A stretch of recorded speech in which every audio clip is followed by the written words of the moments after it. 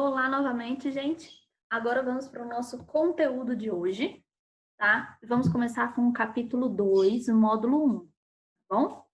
E aí nós vamos passar para o capítulo 3 no módulo 2 também, tá, gente? Mas inicialmente, vamos terminar o capítulo 2 do módulo 1, tá bom? Vamos lá, vou colocar o slide para poder ficar mais tranquilo para a gente compreender. Espero realmente que esteja ajudando vocês, gente. Eu confundi aqui, dá uma olhada aqui. Agora sim.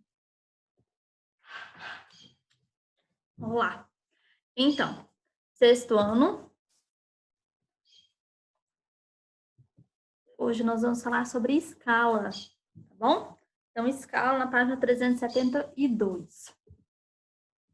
Então, página 372 e 373. Eu peço para vocês abrirem o livro assim, ó, gente. Tá? Não é para abrir só de um lado, não. Ok? Abram ele assim, dos dois lados, para ficar mais fácil de compreender. Ok? Então, nós temos aí a apresentação de diferentes escalas. É para a gente conseguir identificar essas diferentes escalas. Então, essa escala aqui, ela tem a numeração menor. E essa escala aqui, a maior de todas. Ela vai aumentando, tá bom? Então, vou colocar aqui um marcadorzinho. Eu consigo organizar um marcador. Não é bem assim que eu queria, mas tudo bem. Eu vou colocar um marcador aqui para vocês, para a gente poder identificar. Eu quero que vocês observem essa imagem aqui, ó, tá? Então, esse daqui, certo?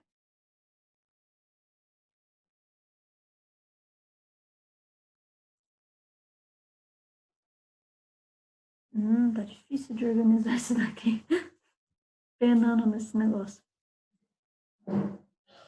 Então, vocês vão observar esse daqui.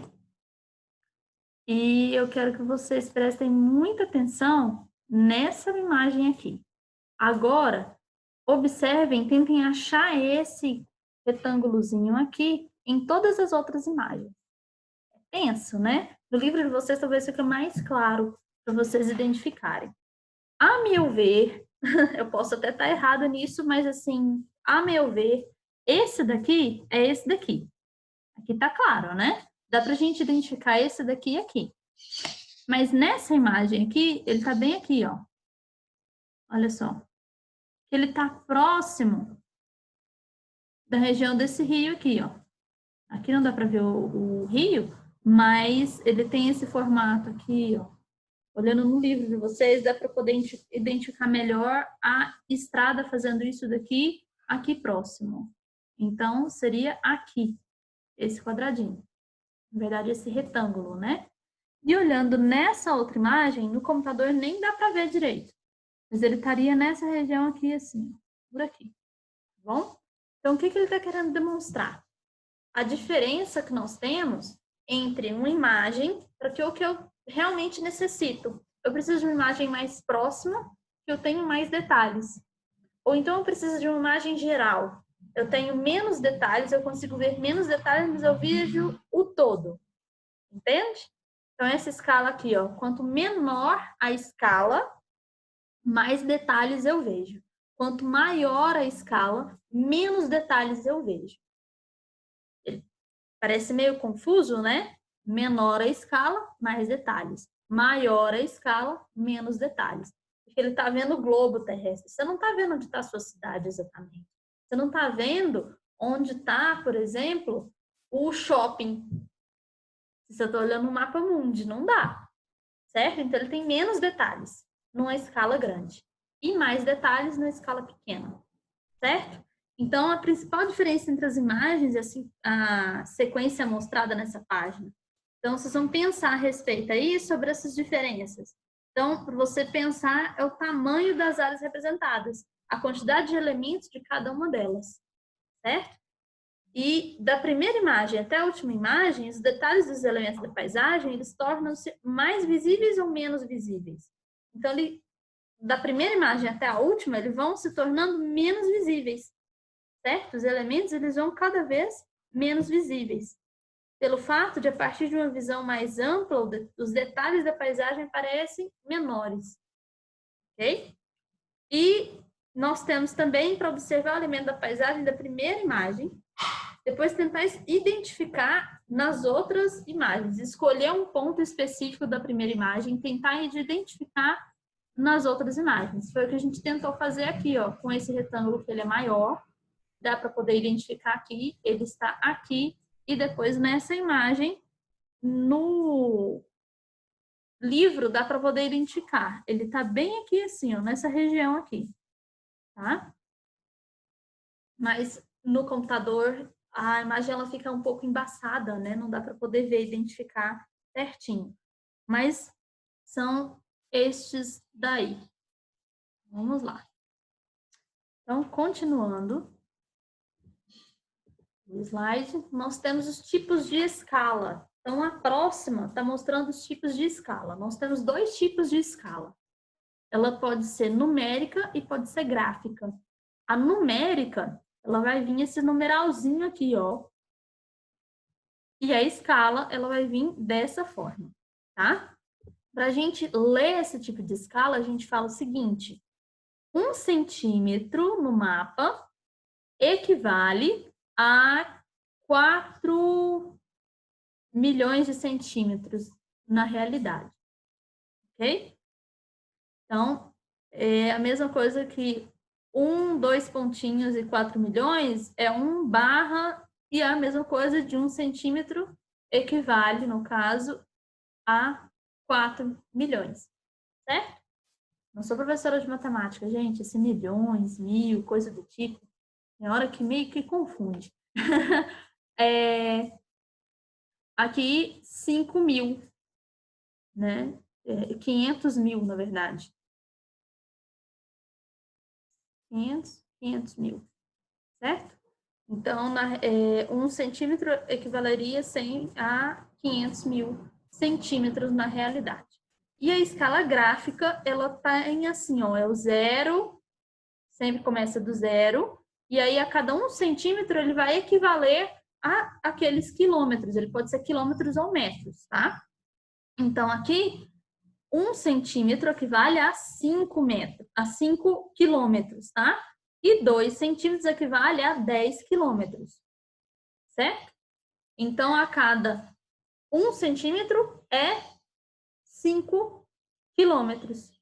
A cada 2 centímetros, 10 quilômetros, certo? Então, a escala gráfica e a escala numérica. A escala gráfica, ela normalmente você tem a situação do seguinte, vai ter que pegar, quando tem uma deformação, você vai ampliar o mapa, algo do tipo, você consegue fazer um cálculo e conseguir encontrar, porque foi deformado o mapa, mas você consegue encontrar qual a escala que vai ficar ali na realidade naquele mapa. Já a escala numérica não dá para poder fazer isso, né? Ela já é um número ali, não tem como a barrinha que não cresce junto com o mapa, ok? A escala gráfica ela acaba sendo melhor por esse sentido, tá? Espero que tenha ficado tranquilo, gente. Olha, em questão da transformação da escala, de pegar a escala numérica e ter que fazer uma transformação, cortar o número de zeros e fazer a conta, a gente não vai aprender isso no 6º ano. Vocês vão aprender isso no ensino médio, lá no 1º ano do ensino médio, tá bom? Aqui é uma introdução sobre a escala. Vocês precisam saber o que é escala gráfica e o que é escala numérica, certo? Saber identificar a escala gráfica, principalmente, e conseguir chegar de um ponto a outro e saber quantos quilômetros vai gastar para chegar naquele quilômetro, naquele lugar, tá bom? Então, mostrando no livro de vocês, na página 375, ele está mostrando aí sobre essa escala, tá? Então, é para medir a distância em centímetros entre as cidades de Poços de Caldas e Juiz de Fora. Então, Minas Gerais, Poços de Caldas está aqui, ó.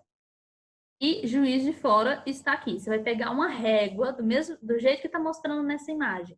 Vai pegar uma régua e vai medir quantos centímetros tem. Então, eu coloco 0 em Poços de Caldas e vai colocar Juiz de Fora. Dá quantos? 0. 1, 2, 3 centímetros. Sempre começa do zero, tá, gente? Então, ele vai ter 3 centímetros de Poços de Caldas a Juiz de Fora. Quanto equivale 1 centímetro? Vamos olhar lá no mapa? Aqui, ó, a escala. Então, 1 centímetro equivale a 110 quilômetros. Como nós vamos fazer essa conta? A gente vai pensar o seguinte, calculando a escala.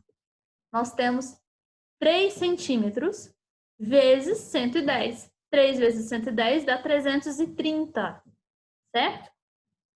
Todo número multiplicado por 1 é ele mesmo. Multiplicado por 0 é 0, né? Então, fica 330 centímetros. Essa é bem tranquila, né, gente? Acho que ficou tranquilo, não ficou? Então, aqui, ó, 3 centímetros. A cada centímetro equivale 110. Então, 3 vezes 110, 330. Eu sei que é 110 porque ele está mostrando na escala, tá bom? E agora, para casa, para vocês tentarem entender um pouquinho mais aí, ao finalzinho do nosso capítulo, nós temos um exercício sobre escala, tá? E depois ele vem aquele resumão de todo o capítulo 2, tá bom? Então, fica 373, tarefa de casa. Fica 373, eu já respondi ela um pouco aqui para vocês. A 376, 377 e 378. Certo? Ainda ficou faltando colocar aí para vocês, mas eu vou colocar depois. 380, 381, 382 também, tá, gente? Ah, tá aqui. 380, 381, 382. Então, ficam todas as tarefas do capítulo 2 para vocês fazerem, ok? E aí, nós vamos para o próximo capítulo. O próximo capítulo, vocês vão pegar o módulo 2 e nós vamos falar sobre o relevo, as águas, as paisagens terrestres, modificações da Terra. E esse é o melhor conteúdo da face da Terra para mim. Eu amo ele, porque o meu sonho era ser geóloga. Claro que em geografia a gente não vai estudar como se fosse em geologia, né, gente? Mas, vamos lá. Então, módulo 2, capítulo 3, rochas e minerais. Vamos falar sobre as rochas e os minerais agora. Massa. Vamos lá. Então, esse é o relevo. Relevo significa o quê? Ele está na página 328 do módulo 2, capítulo 3, certo? Então, 328, nessa página, ele está falando o que é o relevo. Relevos são as reentrâncias e saliências da superfície da Terra. O que é isso? Reentrâncias e saliências. Nós estamos falando dos altos e baixos da superfície da Terra. Tudo que está alto e tudo que está baixo da superfície da Terra. A gente olhando numa amplitude gigantesca. É um relevo. Ok? Então, são esses morrinhos, montanhas, morros, serras, escarpas, tudo faz parte do relevo. E aí nós temos os principais meios que nós temos que saber aqui. A gente não vai saber cada um especificamente, porque vocês não estão formando em geologia nem geografia, né? Mas vocês vão precisar saber, por exemplo, que o relevo tem as montanhas, eles são através de encontro de placas tectônicas que formam as montanhas, só dessa forma, ou seja, não existe montanhas no Brasil, tá? Nós temos áreas elevadas no Brasil que são serras, que são morros, não montanhas, beleza? E aí tem a depressão, além da depressão, nós temos áreas de planície, de planalto, tudo isso nós vamos aprender. Agora, especificamente, não. O que eu quero que vocês aprendam agora, o que nós vamos estudar, na verdade, primeiramente, é o que é o relevo. O relevo são a superfície da Terra, o que tem de alto, o que tem de baixo, o que tem de rasinho ali na superfície da Terra. Isso vocês têm que saber. E aí nós vamos aprender como que é formado o relevo. Ok? Então, a gente primeiro vai aprender como é formado o relevo, para depois a gente entender o relevo em si, os altos e baixos do relevo.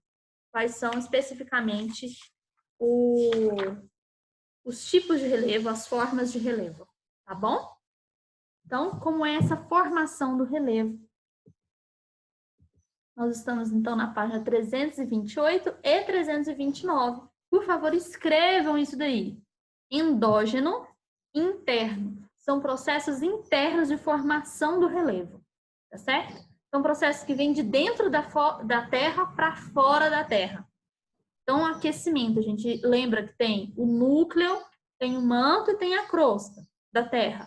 Então, essa formação que vem lá do manto, essa energia, o magma, essa força que tem de dentro da Terra para fora da Terra vai formar o relevo. São processos de formação do relevo chamados endógenos, interno, dentro da Terra. Tá bom? Então, o vulcanismo é um processo endógeno.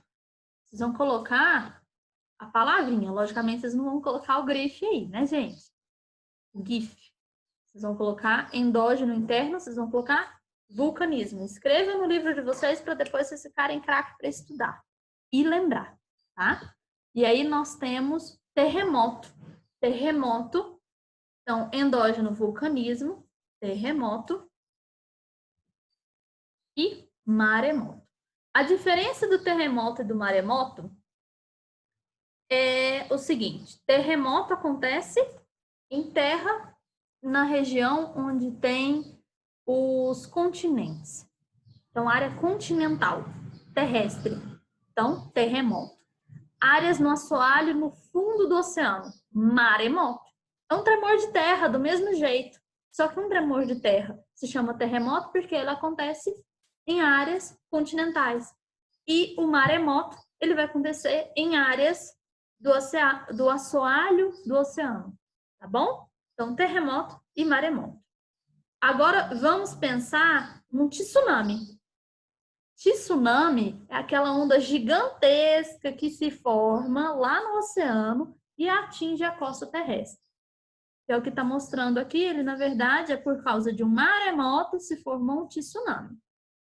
Porém, um terremoto pode formar um tsunami também? Sim, pode.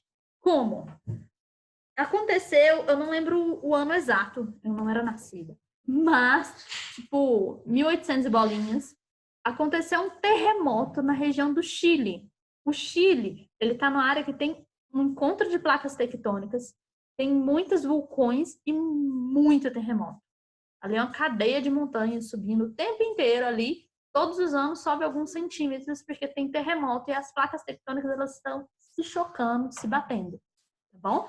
Então, a placa sul-americana e a placa de Nazca, eles se chocam e aí você forma a Cordilheira dos Andes, que fica no Chile.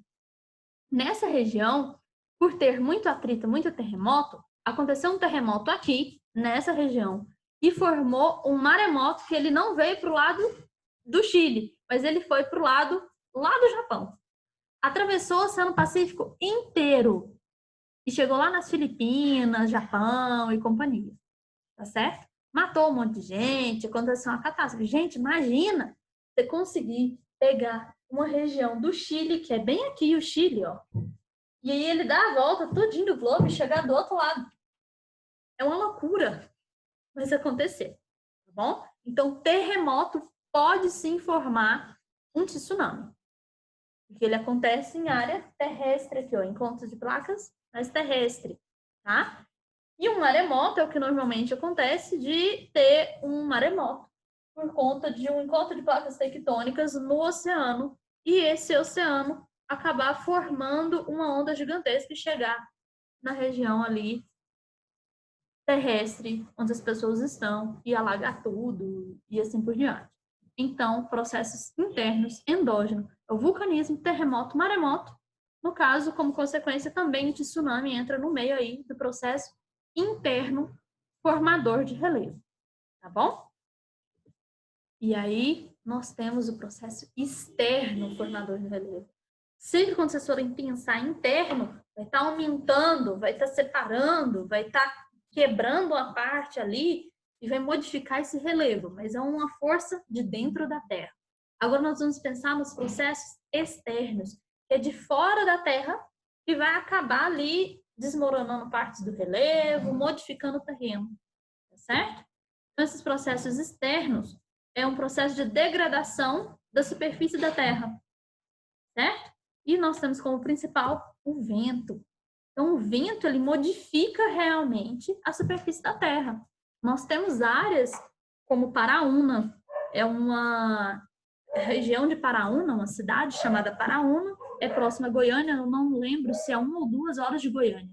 Mas é muito lindo. Lá tem realmente tipo um morro que tem um cálice. Ele é como se fosse uma taça. Então ele fica aqui assim e é fininho. A partezinha fininha embaixo, que é no meio. E é fininho por quê? Porque foi passando vento e foi levando isso daí, tá? Pedacinhos e pedacinhos de areia, de terra, são partículas do solo. A menor parte do solo, bem pequenininha, são partículas do solo, certo? Que é a areia, e a terra, e ela foi levada pelo vento, certo? Então, o vento é um agente transformador do relevo externo, ok? Exógeno. Olha só que lindo. E aí nós temos a água. A água também é um processo transformador do relevo. E aí nós temos 3 processos que a água pode fazer, tá? A água pluvial, o sistema pluvial, que é a água da chuva. Então, a água da chuva, ela vai modificar esse relevo. Ela vai pegar aqueles pedacinhos de terra e vai levar, arrastar esse pedacinho de terra. Isso com o tempo, tipo, muito tempo, vai fazer com que tenha um desgaste do relevo. Ok? E aí nós temos também um processo pluvial. Pluvial, você vai lembrar de rio. Pluvial, pluvial, plim, plim, pluvial. Água da chuva, ok? Fluvial, você vai lembrar de rio. Então, os rios também fazem um arraste desses sedimentos que vai formar esses sedimentos, são pedacinhos pequenininhos de terra, de areia, a menor parte do solo, vão ser arrastados ali no rio, vão ser levados e vão modificar esse relevo, tá bom? Essa superfície da terra. E aí nós vamos passar para o glacial, o gelo.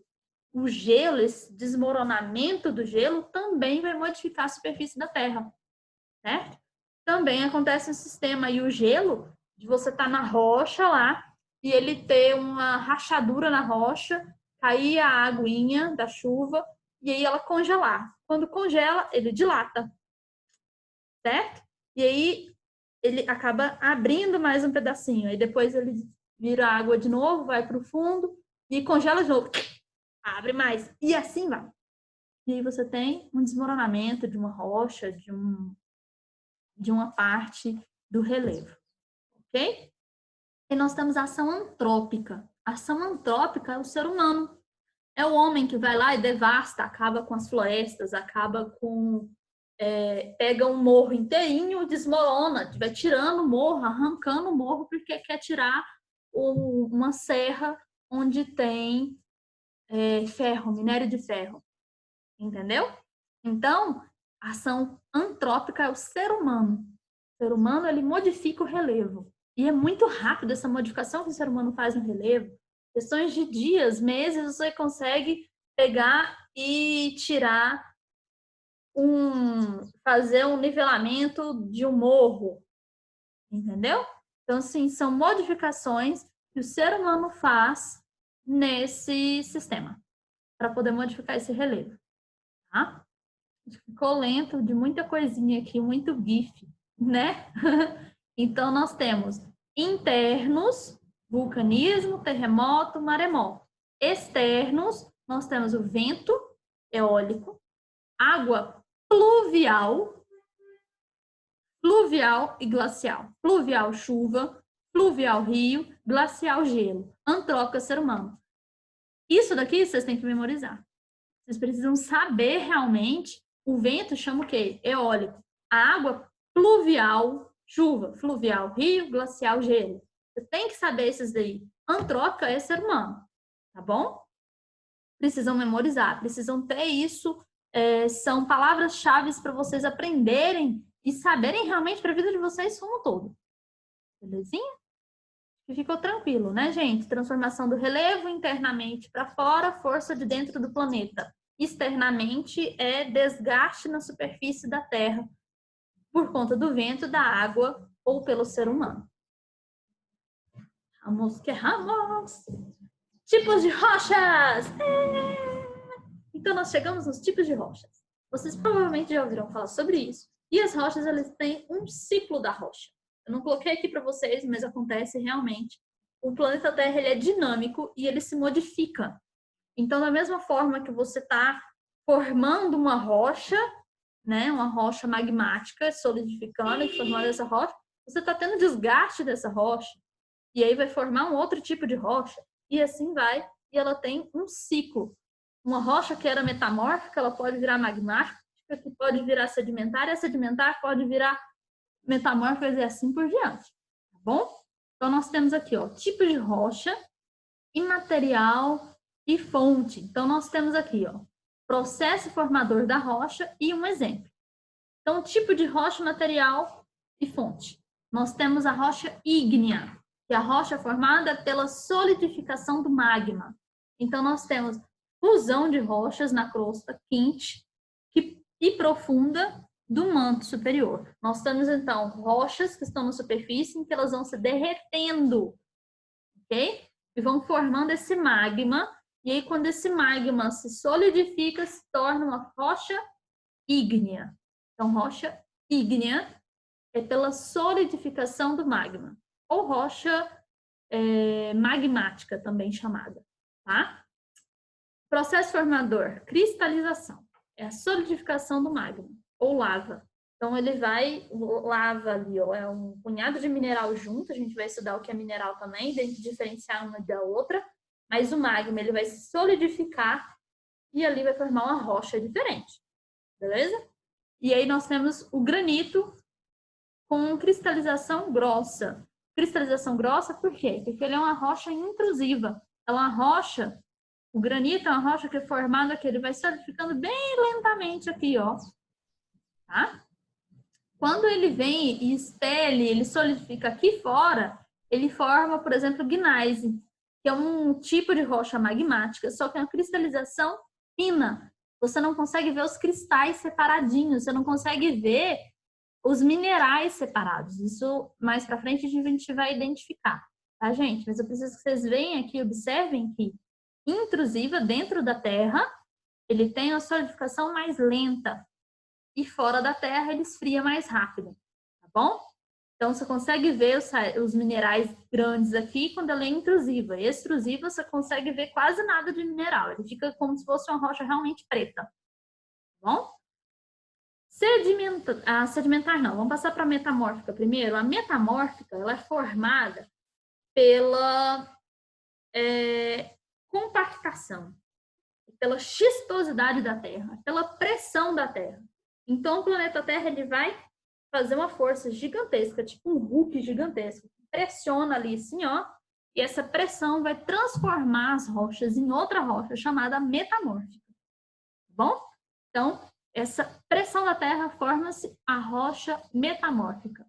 São altas temperaturas e pressão nas profundezas da crosta e do manto superior, que faz com que se forme as rochas metamórficas. Nós temos alguns tipos de rochas aí, ó. A cristalização em estado sólido de novos minerais. Ele não vai derreter e depois se transformar em outra rocha, né? Senão seria ígnea. Ela vai pegar uma rocha que já existe, pressionar, e com alta pressão e muita temperatura ele vai girar, vai se transformar em outra rocha. E aí nós temos como exemplo gneiss, tá? Além do gneiss, tem o mármore também, ok? E vários outros tipos, certo?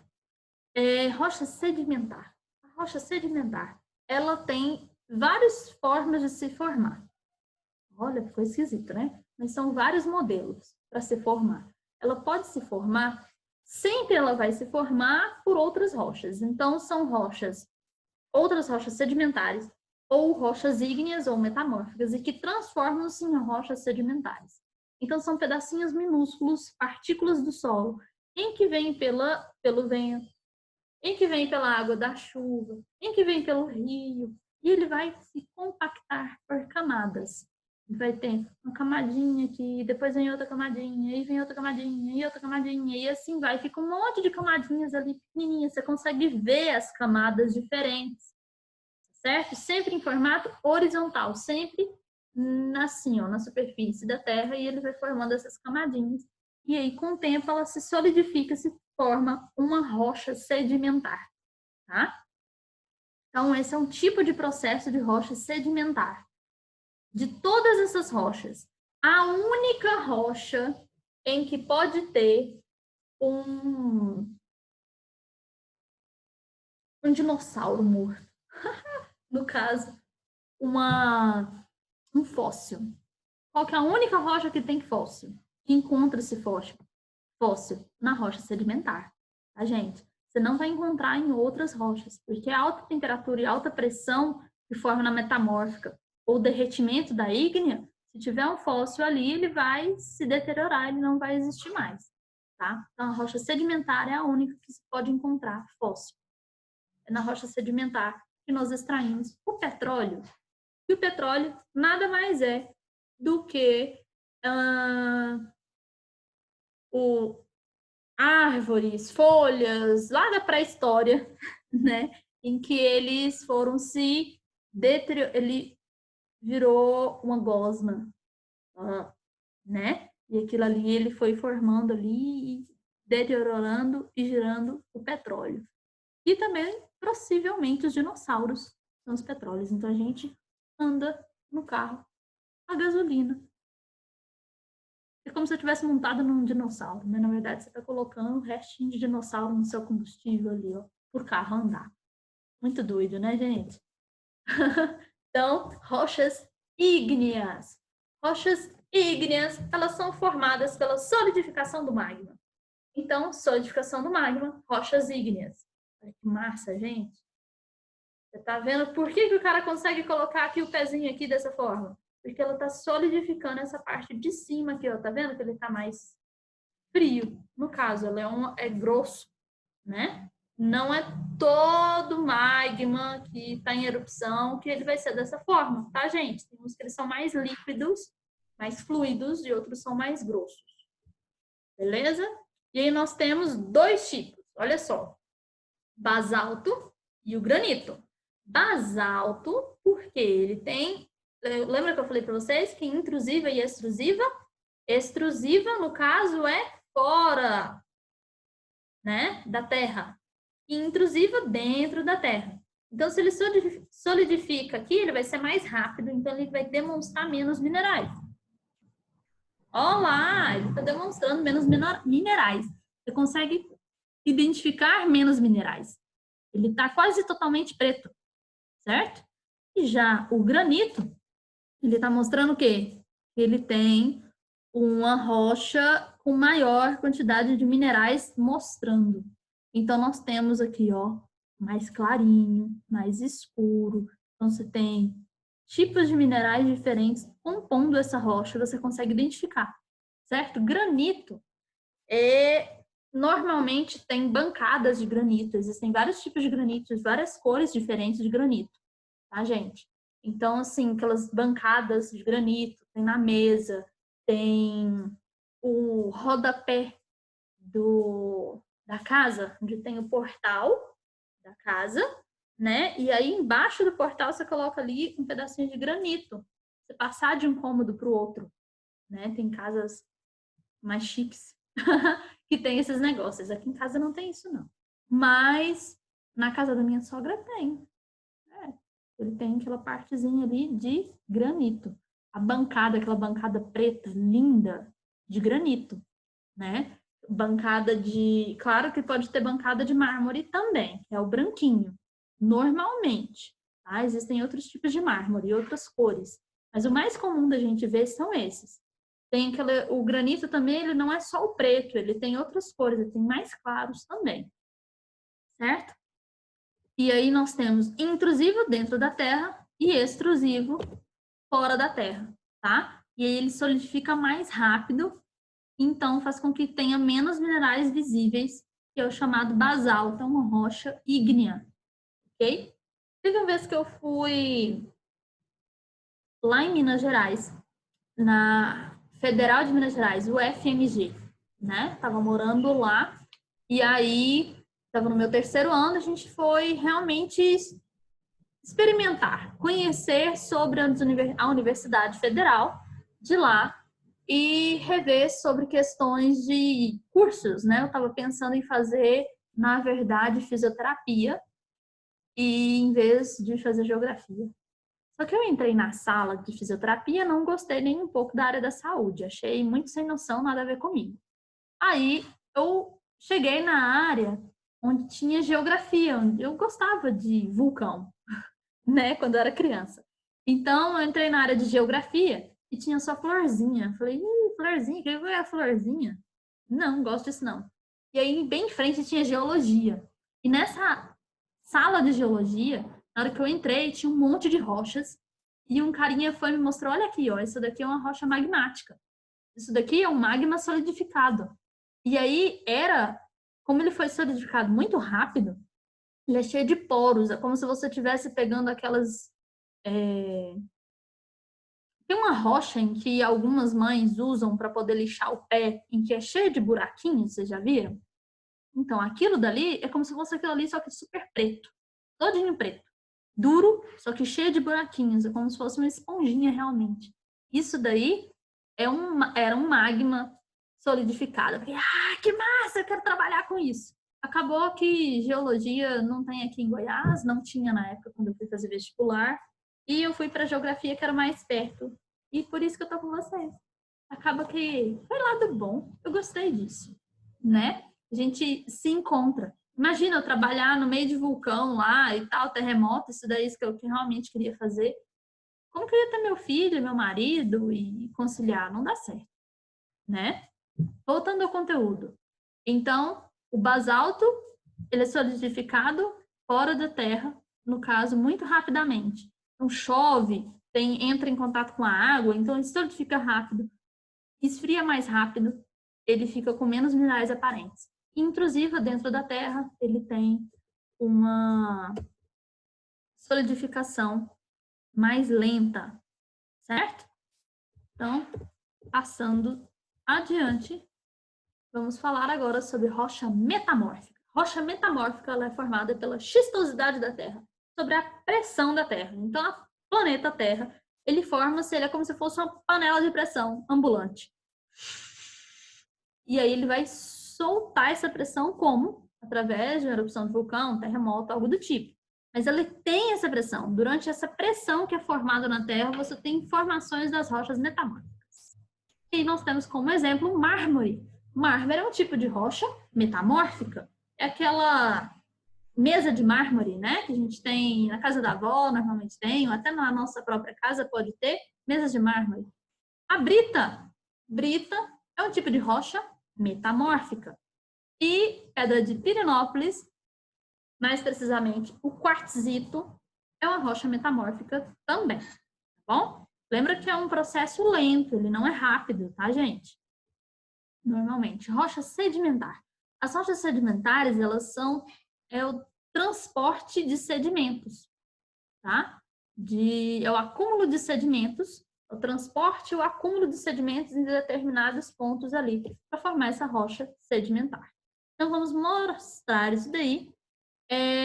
Erosão de montanhas, áreas mais altas, e vai ter o transporte desse sedimento para áreas mais baixas.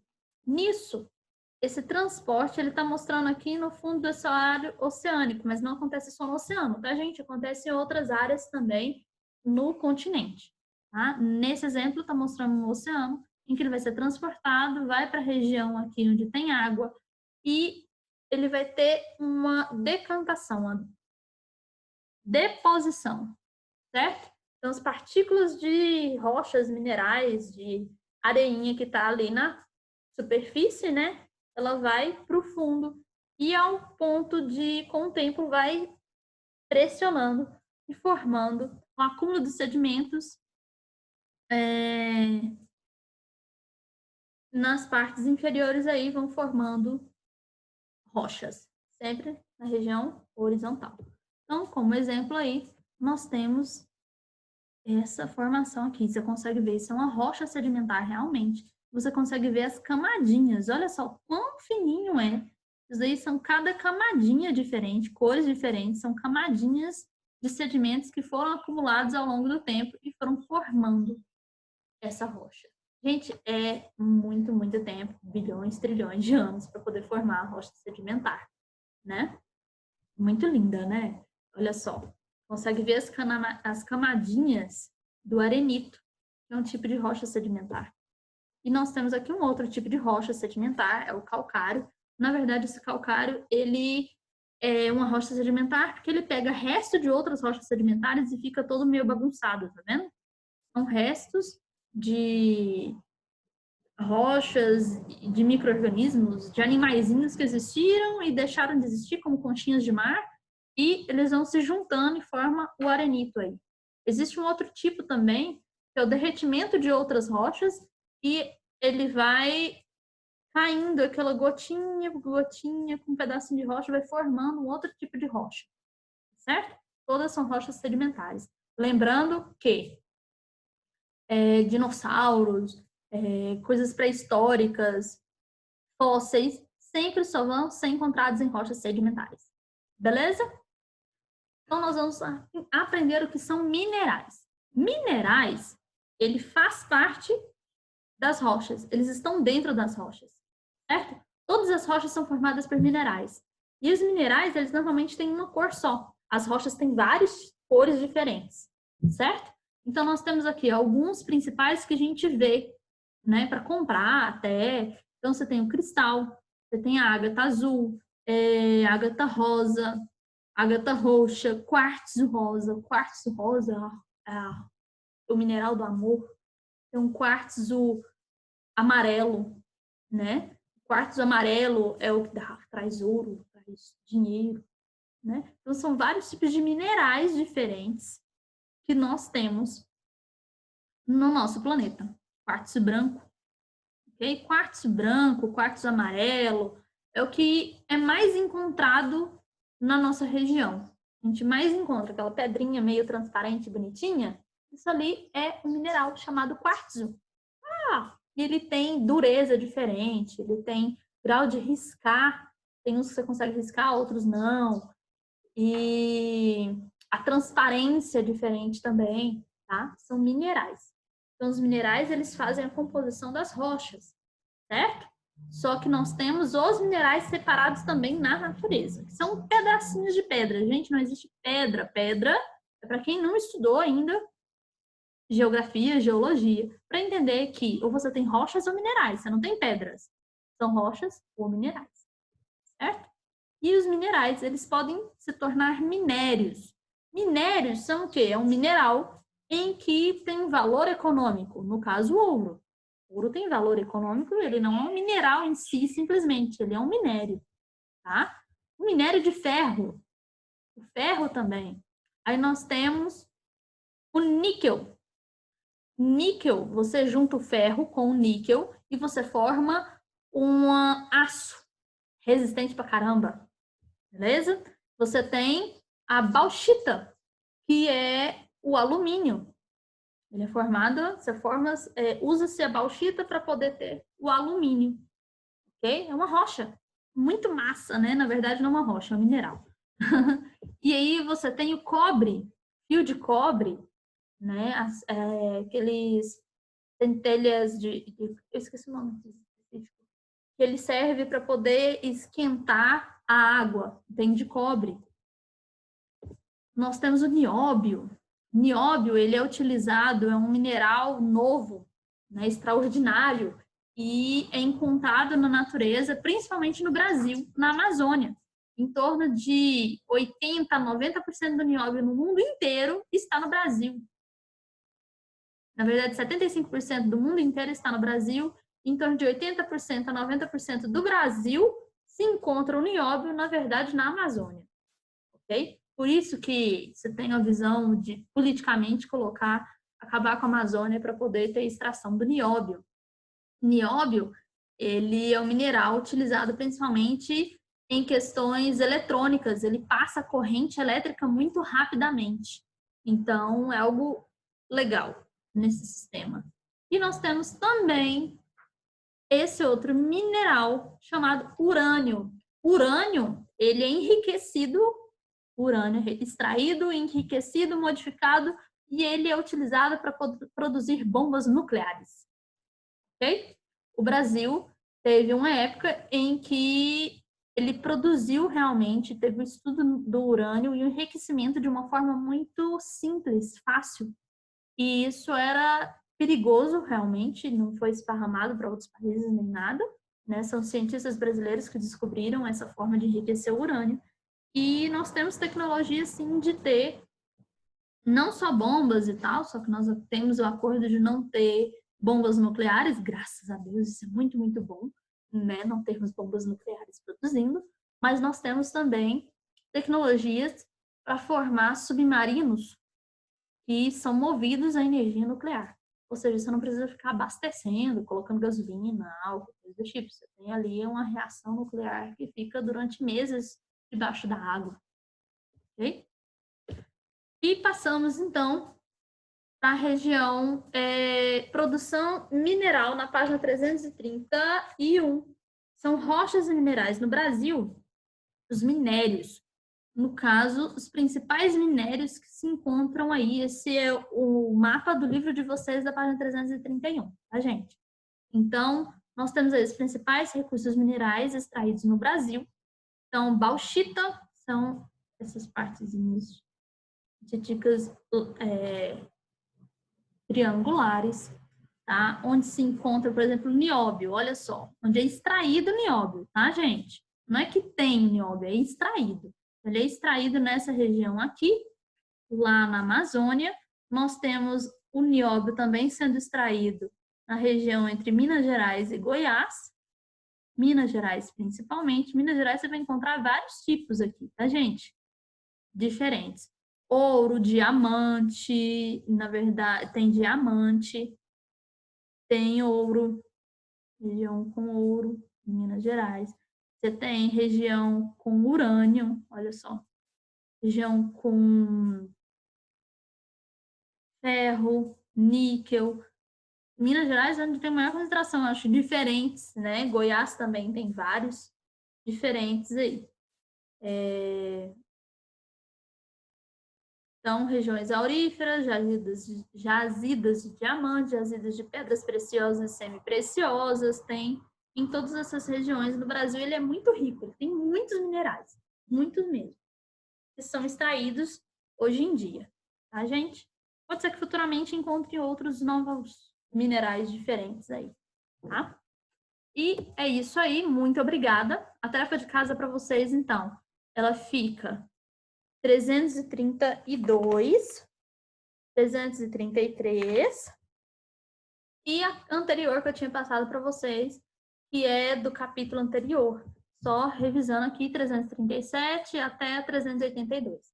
Então, para casa fica do capítulo 2, módulo 1, que são essas daqui, e o capítulo 3, módulo 2, que são essas aqui. Ok? E até mais, gente. Tchau, tchau. Beijinho para vocês.